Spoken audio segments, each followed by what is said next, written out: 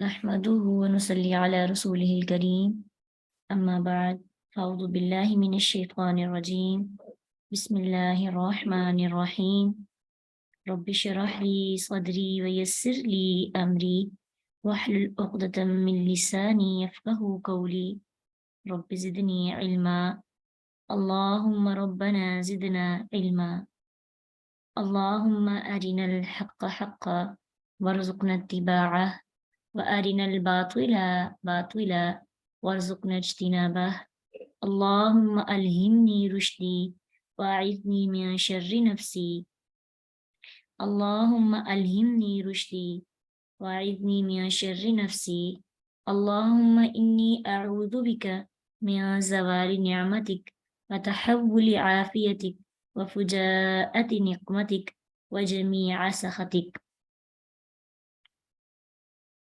آمين يا رب العالمين.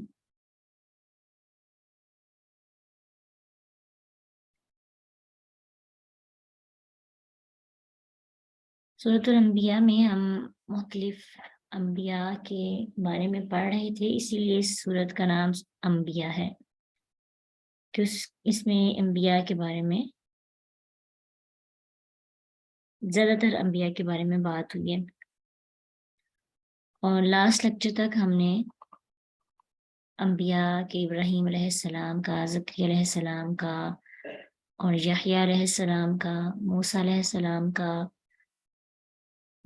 یونس علیہ السلام کا، ایوب علیہ السلام کے بارے میں اللہ تعالیٰ نے جو خاص باتیں سورت کے اندر بتائی ہیں ہم نے وہ ڈسکس کی تھی۔ اب ان کا کنکلوژن ہے اور ان سب کے لیے کچھ پیغامات ہیں۔ پہلے تو انڈیویجولی ان کے بارے میں باتیں بتائیں نا اللہ نے، اب اللہ سبحانہ تعالیٰ ان کے اندر جو ایک بات تھی سب کے اندر، جس مقصد کے لیے وہ سب اللہ سبحانہ تعالیٰ نے اس دنیا کے اندر بھیجے، ان کے بارے میں بات کرنے لگے، اور ان سے ہمارے لیے کیا لرننگ پوائنٹس ہیں وہ ہم نے دیکھنے ہیں کہ انفرادی زندگی کے باوجود ہم سب ایک اجتماعی زندگی میں کیسے اکٹھے ہو سکتے ہیں اور کیسے اس کو گزار سکتے ہیں۔ ان یقیناً بے شک ہادی یہ امتکم امت ہے تمہاری، حاضی ہی کیوں استعمال ہوا ہے؟ حاضہ بھی تو آ سکتا تھا، حاضی ہی مونس کیا ہوتا ہے نا، اسماء اشارہ آپ میں پڑھے ہیں، حاضی ہی کیوں ہے؟ ساتھ ساتھ یہ بھی بتائیں، یہ تو نہیں ہوا کہ آپ بھول گئے ہیں پیچھے سے سارا؟ جی، امتن مونس ہے، اور کیسے پتا چلا یہ مونس ہے؟ تائتا تانیث کی وجہ سے، جو امتن کے لاسٹ پہ امتن اصل میں یہ ہے ان ہذہ امتکم امت ہے تمہاری، امتن امت، واحدتن ایک ہی۔ اور آپ موصوف صفت کے بارے میں پڑھ رہے تھے ریسنٹلی، ہمارا جو لاسٹ لیکچر تھا وہ اسی سے ریلیٹڈ تھا۔ تو دیکھیں امتن امت، واحدتن اس کی صفت ہے، تو موصوف صفت میں 4 چیزوں کی مطابقت ہوتی ہے، اور ان میں چاروں چیزوں کی مطابقت ہے۔ آپ بھی مزید اس پہ غور کیجیے گا، یہ ایک ایگزامپل ہے مرکب توصیفی کی۔ امتن واحدتن اعراب بھی سیم ہے، اور جنس کے اعتبار سے بھی سیم ہے، وسعت کے اعتبار سے بھی سیم ہے، اور عدد کے اعتبار سے بھی سیم ہے۔ وَأَنَا اور میں ربکم رب و رب ہوں، کم تمہارا، فاعبدون پس عبادت کرو میری، فا پس اعبدو عبادت کرو، نون بھی اسی کے ساتھ ہے۔ اچھا، میری کس کی ٹرانسلیشن ہے؟ آپ کو پہلے بھی یہ بتایا گیا کتنی دفعہ، اب آپ بتائیں کہ اس کی ٹرانسلیشن میں میری آیا ہے، لیکن اس کے اندر تو ہمیں کہیں نہیں نظر آ رہا عربی ورڈز کے اندر کہ میری ہو۔ جی، نون کے نیچے جو زیر ہے وہ اس چیز کے بارے میں نشاندہی کرتی ہے کہ یہ اصل میں یا بھی تھا، یا جزم کے ساتھ اس طرح سے، یا متکلم تھا، لیکن وقف کی صورت میں یا حذف ہو گیا اور اس نے اپنے حصے کی زیر دے دی نون کو، اس لیے اصل میں یہ فاعبدونی تھا۔ اب ہم نے یہاں وقف کرنا نا، تو ہم اس کو پڑھیں گے فعبدون، تو نون کے نیچے زیر ہمیں بتاتی ہے کہ اس کا ترجمہ کیا کریں گے، بس عبادت کرو میری۔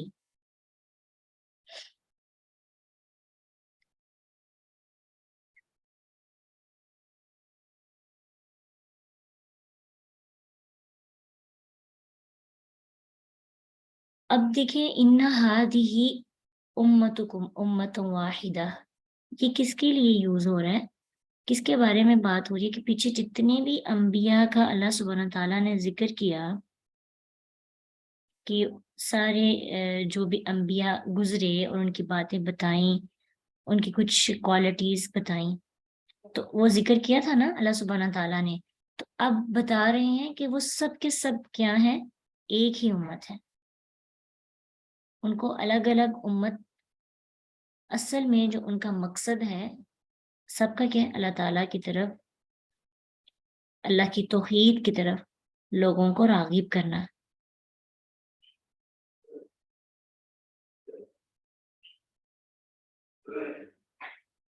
اب دیکھیں عیسائی عیسیٰ علیہ السلام کو مانتے ہیں، اور باقی انبیاء کا یا اللہ کے نبی جو آخری ہیں ان کا انکار کرتے ہیں، اقرار نہیں کرتے۔ اور بھی بہت سے جیسے گزرے بنی اسرائیل کے اندر، تو انہوں نے باقی انبیاء کی اس طرح سے قدر نہیں کی، اور اللہ سبحانہ تعالیٰ نے امت محمدیہ کو بھی اسی چیز کے بارے میں تلقین کی ہے کہ باقی جو کتب گزر کے گئی ہیں ان پر بھی ایمان لانا، انبیاء پر بھی لانا۔ تو امتن سے مراد یہاں پہ کیا مراد ہے، سب کی سب امت، جتنے بھی لوگ گزرے، دین مراد آپ لے سکتے ہیں، جیسا کہ سورہ زخرف آیت 22 میں بھی اللہ سبحانہ تعالیٰ فرماتے ہیں انا وجدنا آباءنا علی امت، بے شک ہم نے اپنے باپ دادا کو ایک امت یعنی ایک دین پر چلتے پایا۔ تو تمہارا دین، تمہاری ملت ایک ہی ہے، وہ کون سی ملت ہے، وہ کون سا دین ہے، دین توحید۔ اور حاضی ہی سے مراد جو پیچھے انبیاء گزرے، نوح علیہ السلام، ابراہیم علیہ السلام، اسحاق علیہ السلام، یعقوب علیہ السلام، لوط علیہ السلام، داؤد علیہ السلام کا ذکر بھی پڑا، سلیمان علیہ السلام کا بھی، ایوب علیہ السلام، اسماعیل علیہ السلام، ادریس، ذوالکفل، یونس، زکریا اور مسیح ابن مریم۔ تو سب کا ایک ہی دین تھا، سب توحید پر قائم تھے، کسی اور کو معبود، مشکل کشا، شفا دینے والا، بگڑی بنانے والا یا اولاد عطا کرنے والا نہیں سمجھتے تھے، یہ سب لوگ ایک ہی دین پر تھے۔ اور کہا وَأَنَا رَبُّكُمْ فَاعْبُدُونِي، بس تم میری عبادت کرو۔ اب اس کا مطلب یہ نہیں ہے کہ آپ کو اللہ تعالیٰ نے ایک لیڈر دے دیا، آپ اس لیڈر کو پوجنا شروع کر دیں، آپ اس لیڈر کی عقیدت میں اتنے آگے یعنی غلوب اختیار کر لیں کہ اس کے علاوہ کسی کو کچھ سمجھیں ہی نہ، یا اللہ کو ہی بھول جائیں۔ جیسے آج کل امت محمدیہ کے اندر بھی ایسی آپ چیزیں دیکھیں گے، اور عیسائیوں کے اندر دیکھیں کہ انہوں نے عیسیٰ علیہ السلام کو ہی اپنا رب سمجھ لیا، مریم علیہ السلام کو ہی اپنا اللہ سمجھ لیا، اور حقیقی جو اللہ ہے ان کو وہ بھول گئے۔ تو اسی طرح آج مسلمانوں کے اندر بھی آپ دیکھیں کہ محمد صلی اللہ علیہ وسلم کی محبت اور عقیدت اور کے اندر اتنے آگے بڑھ جاتے ہیں کہ ان کو ہی رب سمجھنے لگتے ہیں۔ تو اللہ نے انبیاء کو اس لیے نہیں تھا بھیجا کہ ان کی عبادت کی جائے، اللہ سبحانہ تعالیٰ نے ان انبیاء کو اس لیے مبعوث فرمایا وَأَنَا رَبُّكُمْ فَاعْبُدُونِي، کہ وہ اس چیز کے بارے میں ہمیں شعور دے سکیں، پہچان کروا سکیں کہ انسان اس کی عبادت کرے۔ تو ایسا ہی ہوتا ہے کہ جب کوئی ایک لیڈر ہمارے سامنے آتا ہے اور ہم بہت زیادہ امپریس ہوتے ہیں اس سے، اور اس کی باتیں بڑی اچھی ہوتی ہیں، اب وہ اکثر ایسے ہوتا ہے کہ ہم اتنے امپریس ہو جاتے ہیں کہ ہم اس کی بات سے اس کی ذات تک کا سفر شروع کر دیتے ہیں۔ اس کی بات ہمارے لیے، ہم یہ نہیں دیکھتے کہ وہ بات کر کے آ رہا ہے، اس کی بات قرآن و حدیث کے مطابق ہے کہ نہیں۔ ہم کیا کرتے ہیں کہ ہم اس کی ذات کو اپنے لیے ایک مورتی بنا لیتے ہیں، اور پھر اس کے گرد طواف کرنے لگتے ہیں، وہ صحیح کہے تو بھی صحیح، غلط کہے تو بھی غلط. وہ صبح کو شام کہے تو ہم شام سمجھ لیتے ہیں، وہ شام کو صبح کہے تو صبح سمجھ لیتے ہیں. تو ہمیں ہمارے دین نے اس طرح کی تقلید کی اجازت نہیں دی کہ ہم اپنے علماء کو، اپنے لیڈرز کو اس طرح کا رتبہ اور مقام دیں کہ ہم اپنے رب کو بھول جائیں. جب بھی کسی کی بات آپ نے سننی ہے، جب بھی کسی کے بارے میں آپ نے دیکھنا ہے کہ یہ بہت اچھا اسپیکر ہے اور یہ بہت اچھی بات کرتے ہیں، اس کی بات مجھے بہت امپریس کرتی ہے، تو آپ کے مائنڈ میں ایک پیمانہ ہونا چاہیے قرآن اور حدیث. اس کو سیکھے بنا آپ جج ہی نہیں کر سکتے کون صحیح ہے کون غلط ہے. جب آپ قرآن کو تھام لیتے ہیں اور حدیث کا مطالعہ کرتے ہیں، پھر کیا ہوتا ہے کہ آپ کو باتیں سمجھ آنے لگتی ہیں کہ حقیقت کیا تھی. آپ نے ابھی قرآن کا سفر شروع کیا، میں سے بہت سے ایسے ہیں جنہوں نے ڈے 1 سے کی اسٹارٹ، اور کچھ نے شامل ہوئے بعد میں. تو آپ کی سوچ میں، آپ کے عقیدوں میں بہت سا فرق ہمیں خود بھی نظر آیا، اور آپ کو خود بھی اس چیز کا اندازہ ہو. بہت سی ایسی باتیں تھیں جو ہمیں پتا تھا کہ یہ تو دین کا حصہ ہے اور ان سے بڑا اجر ملتا ہے. ہم نے پڑھا، ہم نے سیکھا، اور ہمیں پتا چلا کہ یہ تو بدعات کے اندر آتی ہیں، یہ تو عقیدے کی خرابی کے اسباب بنتی ہیں، یہ تو شرک کے زمرے میں آتی ہیں. ہمارے علم نے ہمیں شعور دیا. تو انبیاء کا اس دنیا کے اندر آنے کا مقصد ہی یہ تھا کہ اپنی لائف سے، لائف سٹائل جو ہے، اپنی بات سے لوگوں کو اللہ کی طرف لے کر جائیں. اور ایک لیڈر کا، ایک سپیکر کا، ایک مبلغ کا، ایک عالم کا، ایک خطیب کا ایک ہی ٹارگٹ ہونا چاہیے کہ میری بات سے لوگ امپریس ہو کر میری تعریف یا میرے بارے میں وہ کلمات نہ کہنا شروع کر دیں جو میں سننا چاہتا ہوں. میری بات سے اگر کوئی اللہ تک نہیں پہنچ رہا تو میں ایک اچھا اسپیکر نہیں ہو سکتا.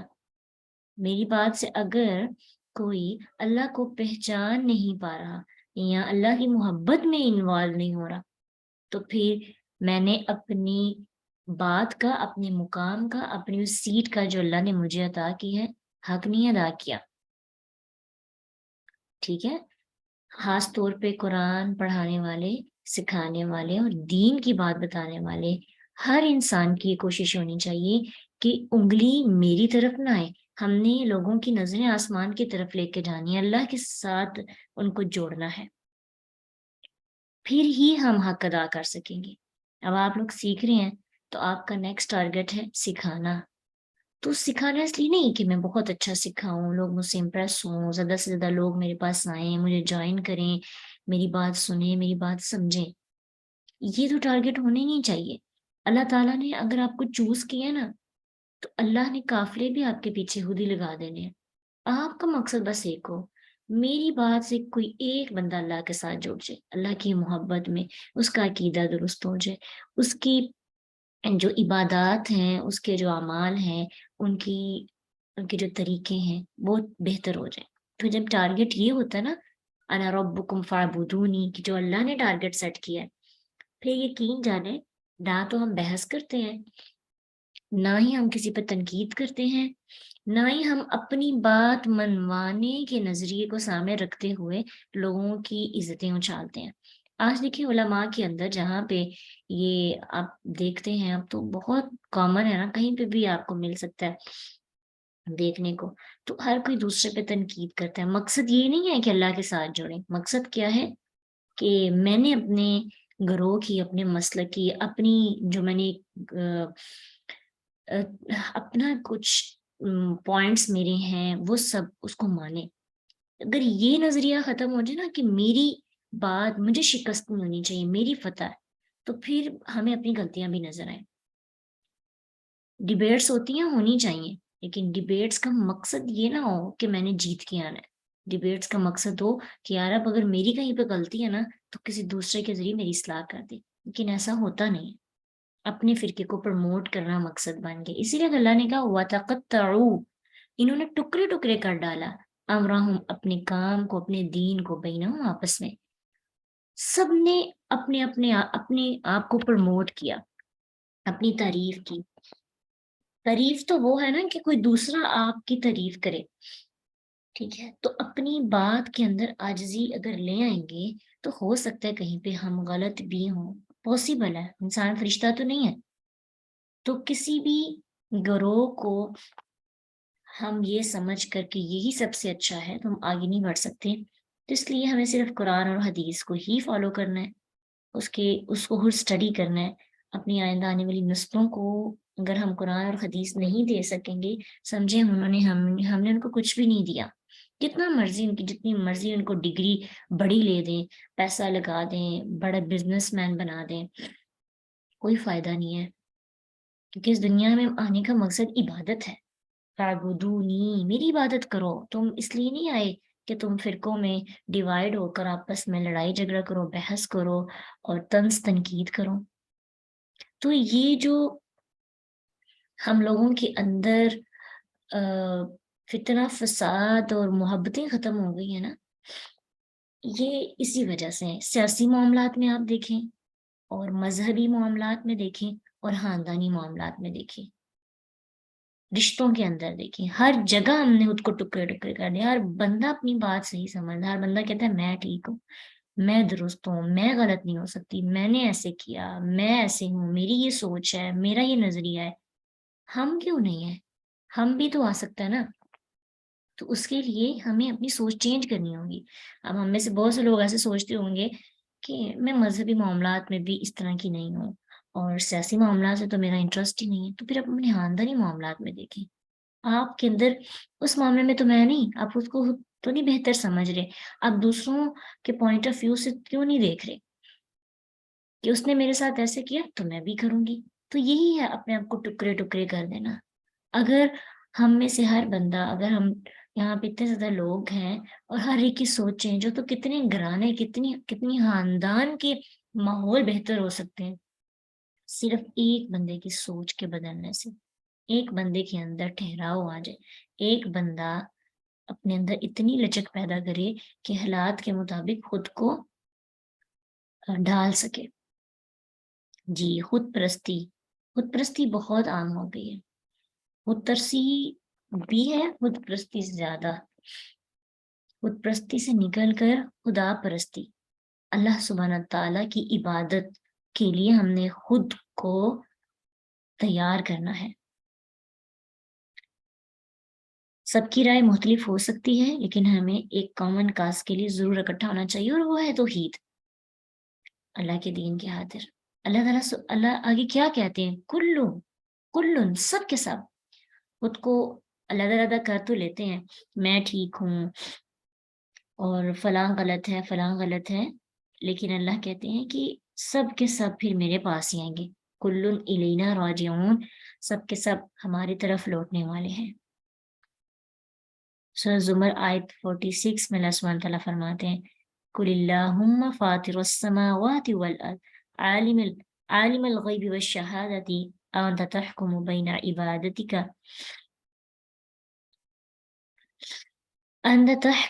بَيْنَ عِبَادِكَ فِيمَا كَانُوا فِيهِ يَخْتَلِفُونَ۔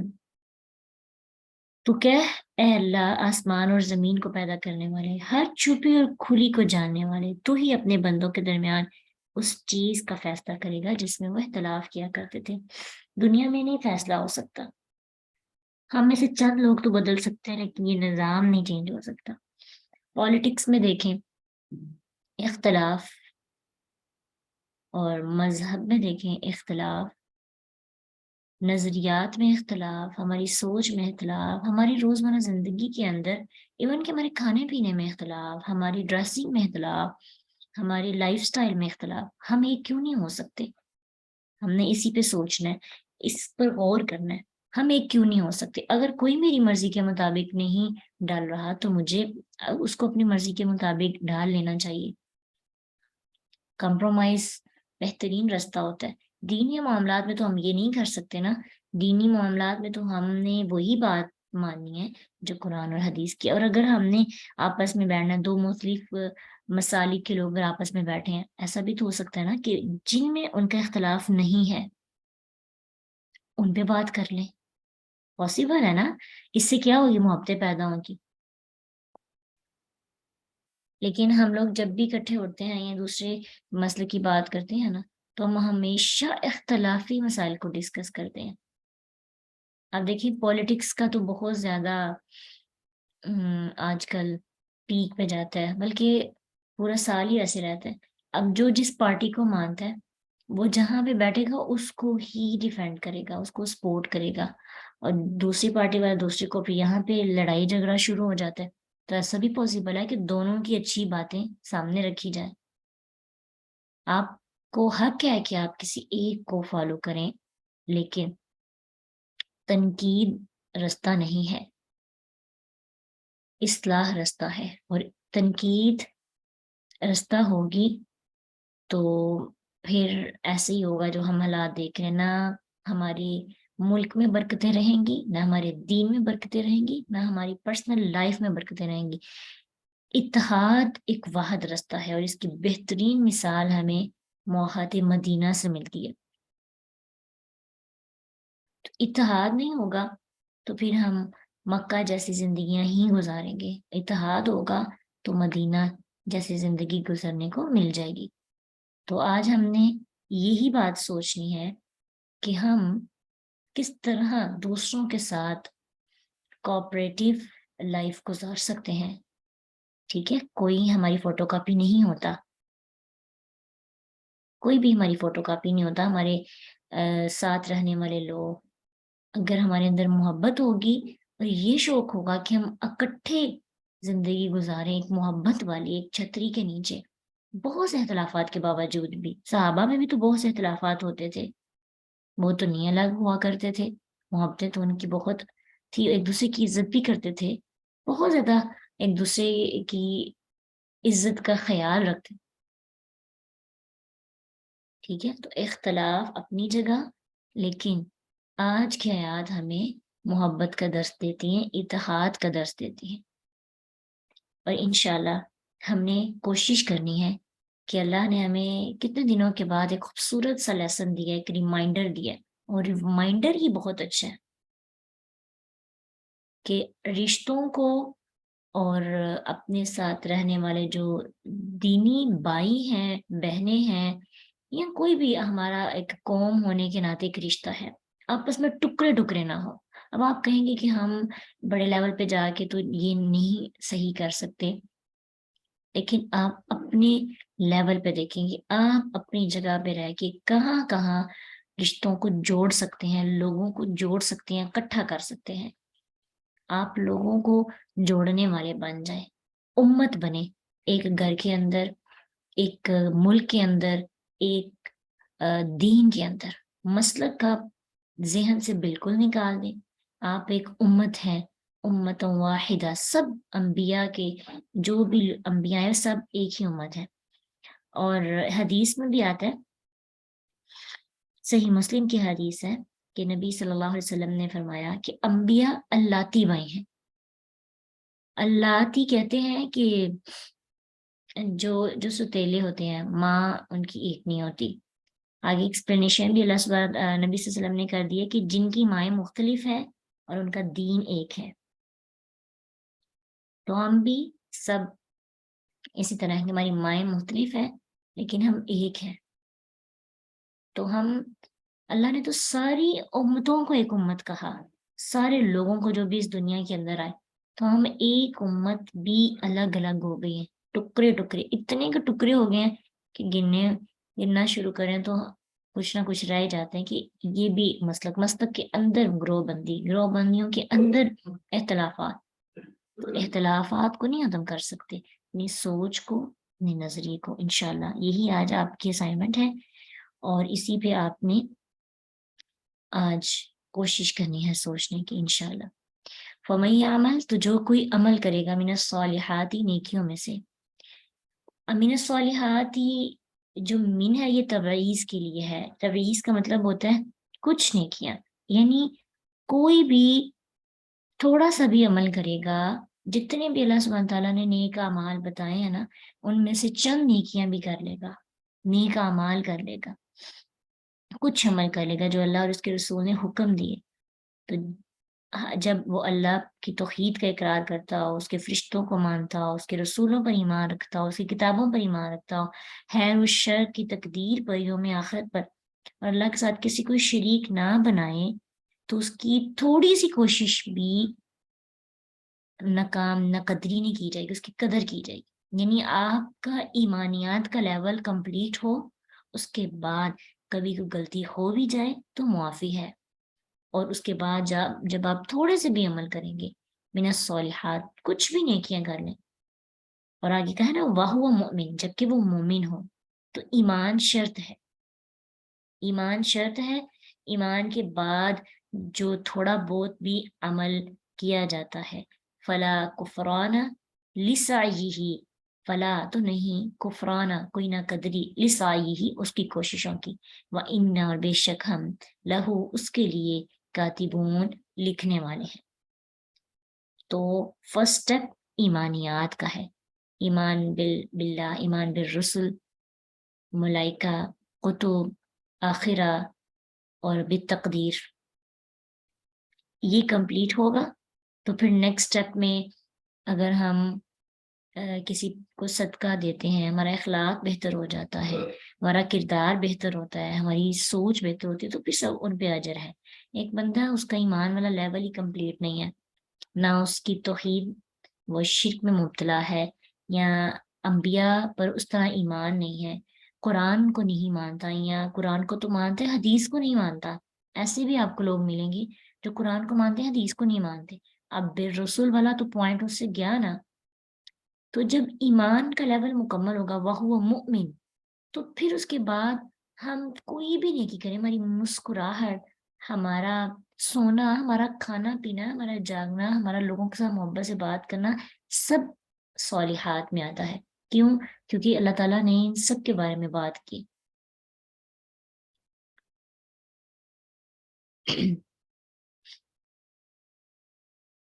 تو اللہ سبحانہ تعالیٰ سے دعا ہے کہ اللہ ہم سب کے لیے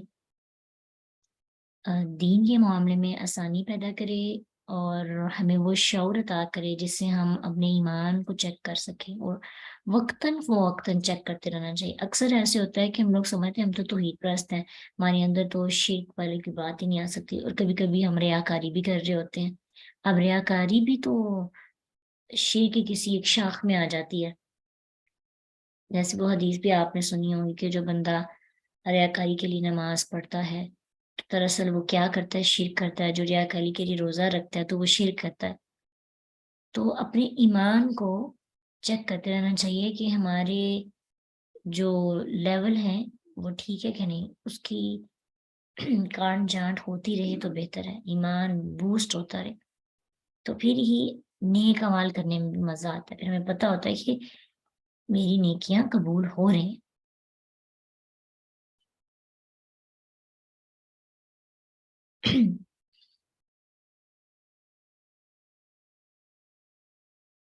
تو آج کی اسائنمنٹ آپ نے تدبر کی یہی کرنی ہے، اتحاد، اور خود سوچنا ہے کہ اس کے کتنے فوائد ہیں. اگر آپ پولیٹکس میں یا ریلیجیس لیول پہ جا کے نہیں سوچ سکتے، تو آپ جو ہے اپنے پرسنل لائف کو دیکھیں، اس میں دیکھیں کہ آپ اگر اتحاد کے ساتھ زندگی گزارتے ہیں، لوگوں کے ساتھ متحد ہو کر، تو آپ کو کتنے فوائد نظر آتے ہیں.